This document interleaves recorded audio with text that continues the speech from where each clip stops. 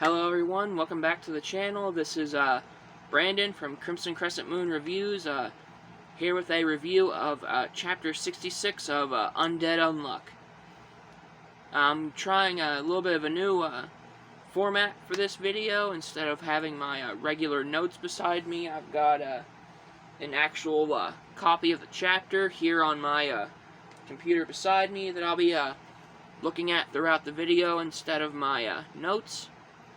So, hopefully that might make everything go a little bit better, I might be able to be a little bit more, off the cuff and, not straight reading the notes word for word like I was a few times before in the other videos. So, hopefully that'll work. If I like the way this is, I'll keep doing that. If not, I might go back to the old way, but, also, you might notice my hair is green now, so you'll be seeing that in the videos from now on. I just had it done a little bit ago, so but anyways, enough of that stuff. It's time to get on to the review of the chapter.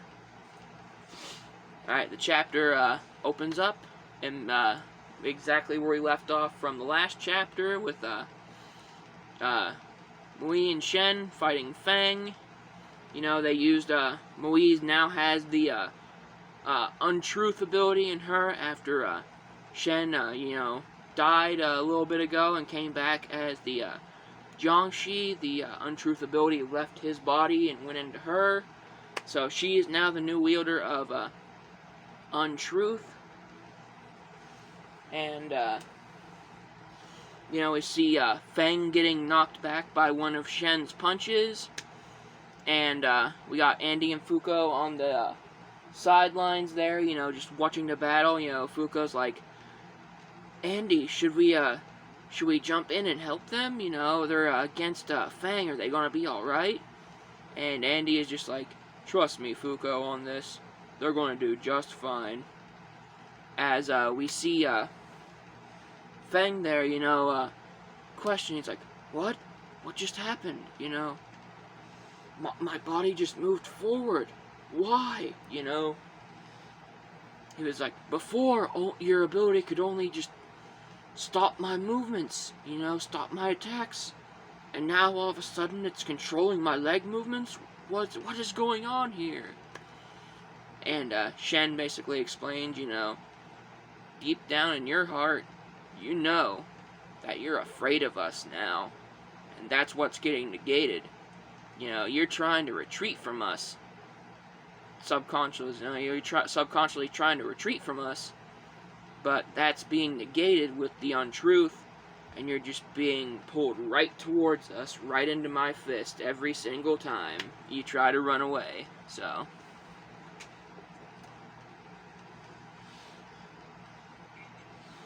and then we see Feng, it's good, it's incredible. It seems you finally learned to use your hatred to overcome me. The time has come. If I defeat you now, I shall be the strongest man in all of creation. And then, Shen is like, this isn't hatred, Feng. Throughout my years and the things that have happened in my life, it seems, I've come to notice that hatred doesn't make you stronger. It's love, respect, and admiration for those around you that you wish to protect that truly makes one stronger in battle. That is the truth. As he finishes him off with the move, the Tetsuzanko move that Feng taught him and his sister all those years ago. He lands that on him, and we see Feng just slowly drop to the ground as Shen says, "JJ, master." Which, of course, JJ is Chinese for thank you, so he's, pretty much, thank you, master. If it wasn't for you, inadvertently causing my death, earlier, because where he got the giant hole through him, if that had never happened, and Mui was never able to revive me in my form I am now, I would not be nearly as strong as I am now. So, he's right, his need to protect Mui and Fuko was what really gave him this strength, if it wasn't for him, jumping in to protect them at the last second, him and Andy, he wouldn't have needed to been revived as the Jiangshi, and he wouldn't have all the strength he has now in his new Jiangshi form. So, and then, we see, Feng, on the ground, about to, pass out and lose, consciousness from his, wounds, and it's like, you can band together and beat me down all you want, but even you will be helpless in the face of stronger individuals to come. You strayed from the path of individual strength, of being the strongest for far too long, which means you'll never be much stronger than you are now. Absolute individual strength. Concerning how you all need to challenge God, you should understand its importance the most of all. As we see a big two-page spread that takes up the entire top of the page of the fully evolved summer coming up and wrapping its neck, sort of around the building that we've been seeing in the background during the fight.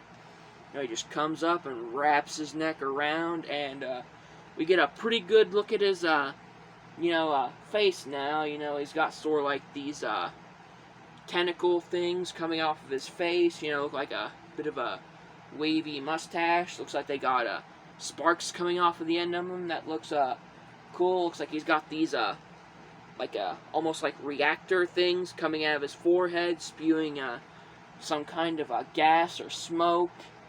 He's made up of all these different circular cores, throughout his body, which looks really, really cool. He almost reminds me of one of the Cyber Dragon monsters from the Yu-Gi-Oh! Archetype, Cyber Dragons. It's I think Cyber Dragon Core is the one that he, reminds me of, the way he's, built up with all the segments of his body. He looks really cool, Definitely one of the better designs in the series, for that. But,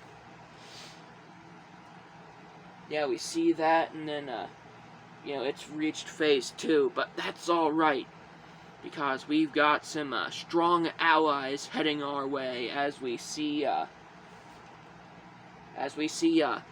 Top running in to the battlefield carrying Chikara on his back.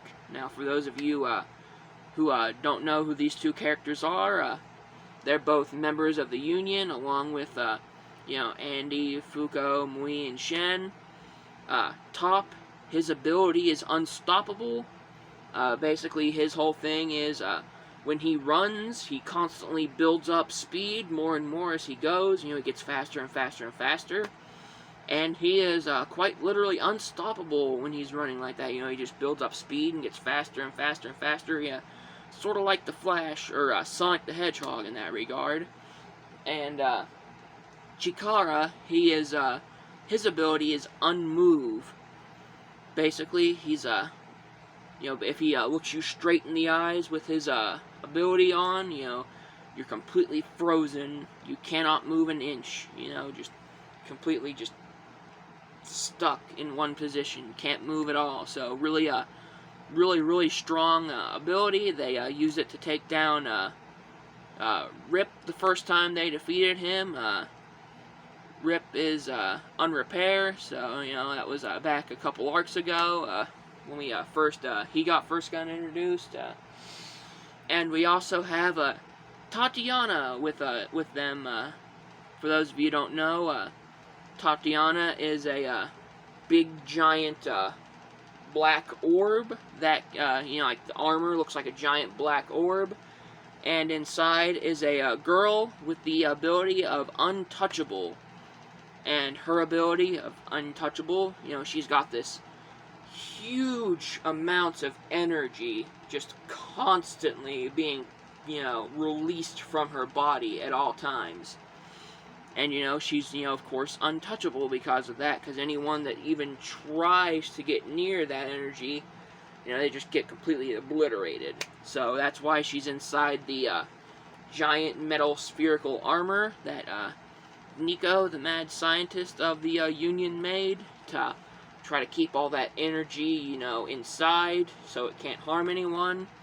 And it's also one of her great ultimate attacks. She just opens up the armor and lets out all the energy at once. It's a really cool thing. That was also a few arcs back when we saw her last and got to see all those abilities from her, so it's nice to see her again. And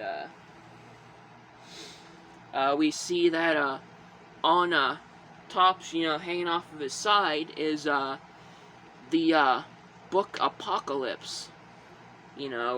Was basically earlier on in the series, Apocalypse was, he would give out tasks and orders to the Union, basically, like, you have these missions you must do, if you pass these, a reward will be passed on to the world, but if you fail, like a new UMA or a, new restriction will be placed on the world or something like that. So, he was played a big role in the early parts of the series, but now that everything's going down with Ragnarok and all that coming on, Apocalypse was, I guess, the harbinger of Ragnarok, so to speak. He was giving out the tasks, and basically with each task that they failed, they got closer to Ragnarok, and with each task they passed, they got a different thing to help them, combat Ragnarok, I might have to make a separate video all about, him and everything he did later on, it's just early, series stuff, like I said, I want to make some videos, in the future about, all the different arcs and stuff, so I can explain that stuff better then, but, anyways, he's here now, and he states, Summer is in phase 2, huh? You guys are done for. None of you can beat it right now in its current state. Now that it's in that form, none of you can destroy its cause. The quest is as good as failed now. You're one step closer to Ragnarok, he explains that, out of all the, 4 great Umas of the Apocalypse, Summer has the highest, attack output and strength of all of them, so, see how that works, see, what it can do and everything, and be, the next few chapters, that'll be pretty cool. We got Top, asking him, it's like, hey, what do you mean we can't destroy it? Come on, talk, it's like basically like, how can we kill it? How can we kill it? Because if anyone would know, it would be, obviously, Apocalypse. So, Apocalypse, tell him, like, get bent, I'm not gonna tell you guys anything, and then, we, see in the background, we got, Shen and Mui riding in on the, their cloud, and they drop down. Shen just picks up Mui, sets her down right in front of Apocalypse, and she uses the untruth ability, and he's pretty much like, it's like, I'll never tell you guys, I'll never tell you that the scales on its stomach are now its core, and unless you destroy them all at the same time, it'll continue to regenerate. I'll never tell you that. Wait. Crap. So, yeah, of course, they used, Mui's untruth ability to get the, information out of Apocalypse about that. It's kind of funny. He just, Shen just sets Mui down. She, gets, the information out of Apocalypse, and he just, puts his hand over her eyes and covers them up, pretty much to turn off the ability. And then, that's pretty much, the end of the chapter. After that, we see, pretty cool, spread page of all of our heroes standing in the foreground with Summer looming in the background, wrapping behind the building.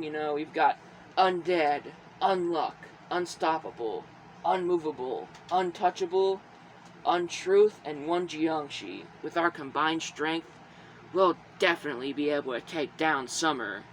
And the chapter ends with that, so, yeah, I can't wait to see what happens, next chapter with all that. Everything's looking pretty cool. The design for summer is great. The spread we have, looks awesome at the end of the chapter. Everything's looking good.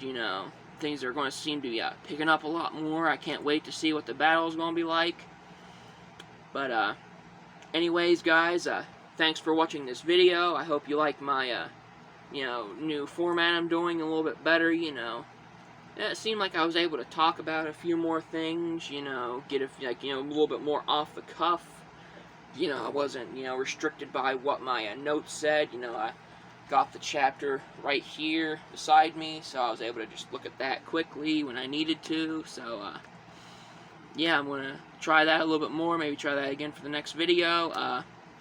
And technically, I met my deadline. I said I would, post the video either on Wednesday or Thursday of every week, and as I'm recording this right now, it is late Thursday night. By the time I get this all